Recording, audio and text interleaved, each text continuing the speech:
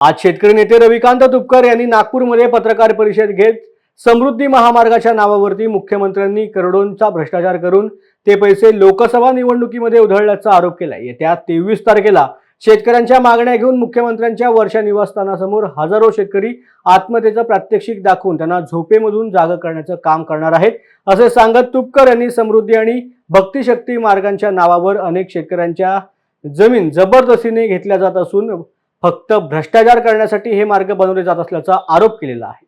नवं तंत्रज्ञान द्या, पायाभूत सुविधा द्या आणि मग आम्हाला जगाच्या स्पर्धेत उतरवा, ही आमची मागणी आहे। आणि तुम्ही सोयाबीनमध्ये लुटलं, कापसात लुटलं, आतापर्यंत शेतीमालाच्या भावात लुटलं। महाराष्ट्रातल्या शेतकऱ्यांना कर्जमुक्त करा या विधानसभेच्या अगोदर, ही आमची प्रमुख मागणी आहे। सगळ्या महाराष्ट्रातल्या शेतकऱ्यांना सरसकट आमचा सातबारा कोरा करून टाका। 1 रुपयाचं कर्ज आमच्यावर ठेवू नका। आम्ही कर्जमुक्ती मागतोय म्हणजे आम्ही भीक मागत नाही। जेव्हा पिकलं तेव्हा लुटलं, आता देणं घेणं फिटलं, आम्ही तुमचा रुपया देणं लागत नाही।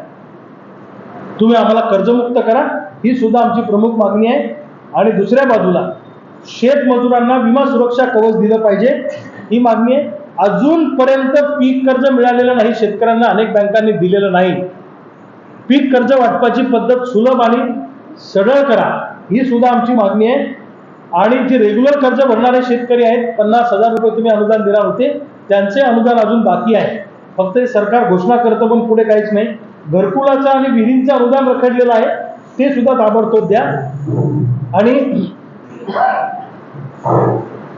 भक्ती मार्गाच्या, शक्ती मार्गाच्या विकासाच्या नावाखाली जोर जबरदस्तीनं जर का शेतकऱ्यांच्या जमिनी हडप करायचा प्रयत्न केला तर रक्ताचे पाट वाहतील। 1 इंच सुद्धा जमीन आम्ही घेऊ देणार नाही, अशी आमची भूमिका आहे। जीव गेला तरी चालेल, लेकरापेक्षा जास्त जीव आम्ही या जमिनीला लावलेला आहे।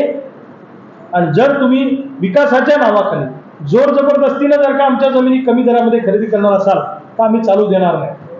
समृद्धी महामार्ग तुम्ही केला, याला तुम्ही विकासाचं स्वरूप दिलं, पण या समृद्धी महामार्गामध्ये मुख्यमंत्र्यांनी हजारो कोटी रुपये भ्रष्टाचाराच्या रूपाने कमावले आणि तोच पैसा लोकसभेच्या निवडणुकीमध्ये आणला।